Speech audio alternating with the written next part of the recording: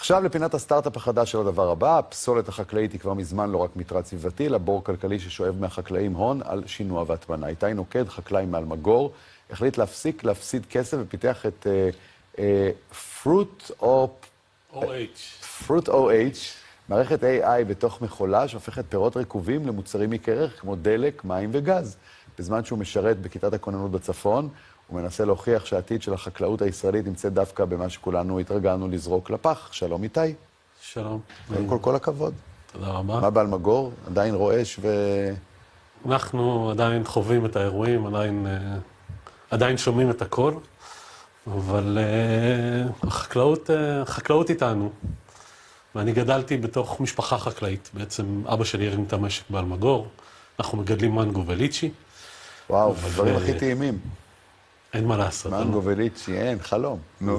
כשנוסעים בכנרת ורואים את השדות הירוקים, זה המנגו. ובתור חקלאי שגדל בתוך הבית, בתור ילד, תמיד ידענו שיש פחת. ושאלתי את השאלה, מה עושים? כי תמיד זרקנו את זה. והשתדלנו לתת את מה שאפשר לתת ולעשות את מה שאפשר לעשות כדי שלא יהיה, אבל הפחת היה קיים, ולאף אחד לא היה תשובה. ומפה בעצם נולד הצורך של השקעתי כל כך הרבה, עשיתי כל כך הרבה כדי לגדל את המנגו, ובסוף אני צריך לזרוק. והשאלה הזאת רוחבית בכל עולם החקלאות. אם אתה מסתכל על התעשייה שהופכת פירות ליבשים, אם אתה מסתכל על העולמות של גם הגידול הפשוט, אנחנו פשוט זורקים לפח.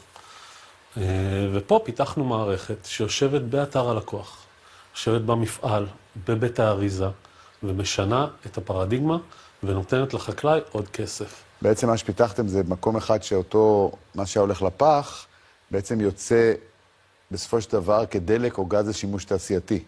נכון, אנחנו מייצרים אתנול, סיבים יבשים, CO2 במצב גזי ומים מזוקקים. בעצם לקחנו את אותה פסולת, פירקנו אותה לרכיבים שאפשר לעשות מהם כסף, אבל לכולם, בלי קו פסולת בסוף, ונתנו בעצם מערכת שלמה, אוטונומית. המערכת מתחילה, נכון, במצלמה שמצלמת את הפרי.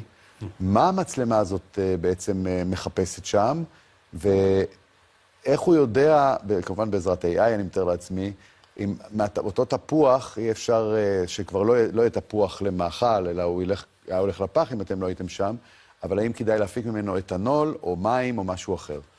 אז בעצם המערכת מזהה מה נכנס, זה לא רק תפוח, זה יכול להיות תפוח, עגבנייה, מלפפון, גזר, בכמויות משתנות, ואז אתה צריך לדעת איך לטפל במערכת, איך בעצם לקבל את כל המיקס המוזר הזה, עם רמות ריקבון משתנות, ולהגיד, הכל בצורה אוטונומית לחלוטין, אנחנו הופכים את זה למוצרים, ואנחנו יודעים איך להפוך את זה לאתנול, ואיך להפיק את הסוכר לאתנול, ואיך להפיק את הגז, את ה-CO2 ברמה מדויקת ורמה נקייה, וככה בעצם אנחנו מזהים בכניסה ומטפלים בתהליך נקטה. למה בניתם את זה דווקא, את כל התהליך הזה בתוך מכולה, ולא להקים איזה מפעל מרכזי או משהו שאליו יבוא כל הפסולת ומשם? שתי המילים החשובות זה שינוע ועונתיות. שינוע, אתה לא רוצה להתחיל לשנע פסולת כמו שעושים כיום, למטמנות גדולות. אז נבנה מפעל גדול וכולם ישנו אליו, לא שינינו את זה. עכשיו כשיש מכולה, אתה לא משנע פסולת, אתה משנע מוצרים. והחלק השני הוא עונתיות.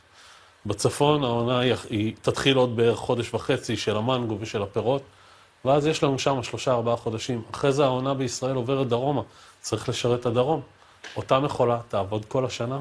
והיא תעבור מקום. והיא תעבור למקומות אחרים. עד היום חקלאי שילם הרבה כסף לפנות את הזבל וכל זה. כמה כסף הוא חוסך כשהמכולה שלך עומדת אצלו בחסר? הוא חוסך $100 לטון ומקבל עוד 100 שקל מזומן נוסף. כאינסנטיב, כתמריץ לחקלאי לעבוד איתנו, כדי שהוא ירצה גם... אתה אומר שאתם משלמים לחקלאי על הזבל שלו. נכון, נכון, זה בדיוק המטרה. איך זה משתלם לכם? מי קונה מכם את התוצרים בסוף? התעשייה. התעשייה בעצם קונה את התוצרים. האתנול הולך לתעשיות הניקיון והקוסמטיקה והרפואה. והפחמן הדו-חמצני? הפחמן הדו-חמצני לתעשיית המזון, תעשיית הריתוך. משתמשים בו בצורה רוחבית כיום. כנ"ל הסיבים, מצעי גידול. יש לך ממש כבר לקוחות שמשתמשים בזה? אנחנו ייצרנו את המוצרים, אנחנו בנינו פיילוט ידני. עכשיו אנחנו בעצם בסבב השקעה לגייס לפיילוט האוטומטי. יש כבר בית אריזה גדול שעומד איתנו ומוכן להציב אצלו באתר את הדבר הזה, ובעצם אנחנו עכשיו מגייסים עם הרשות לחדשנות את הסבב הבא, את הפרסים. בתור חקלאי מאלמגור, למה חשוב לך דווקא ללכת לתחום הזה, לפתור את בעיית הפסולת? זה באמת אחד הדברים המשמעותיים שגורם לחקלאים להפסיד כסף? כן, בסופו של דבר כן, זה עוד גורם של הפסד שאתה גם לא יכול לשלוט בו. זאת אומרת, בעונה רעה, בעונה שקרה נזק משמעותי, ואתה צריך לזרוק הרבה פרי, אתה לא יכול להתמודד עם זה. אתה חייב לשלם את הפינוי החוקי הזה. אתה פשוט חייב, והפינוי הזה עולה כסף. אז לא רק שהעונה גרועה והפסדתי פרי, גם אני עכשיו משלם הרבה מאוד על זה. כן. טוב, אתה מנהל סטארט-אפ, אפשר לקרוא לזה סטארט-אפ, מגייס כסף לסטארט-אפ הזה בזמן שאתה משרת בצוות חירום בצפון באלמגור. כן. איך אתה מצליח לשכנע משקיעים שהעתיד נמצא עדיין בחקלאות הישראלית ודווקא עכשיו? פיתוחים בישראל היו רוכבים לכל אורך התחום בחקלאות. התחלנו מטפטפות, עכשיו זה פאנלים סולאריים שיצאו מישראל. אנחנו בעצם מתמודדים עם עוד משהו בחקלאות, ומבינים שזה הפיתוח הכי טוב שיכול להיות. זאת אומרת, הפיתוח הזה נוצר על פני ידע וניסיון שהשקענו כדי להגיע אליו. זה לא איזה גחמה, כמו שאנחנו קוראים לזה.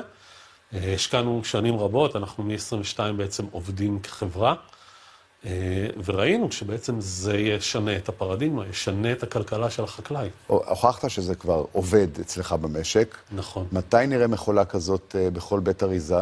בישראל, אני אגדיל את הסיפור, בעולם. בישראל אני מקווה שבשנה וחצי הקרובות אנחנו נתחיל לפרוס בארץ.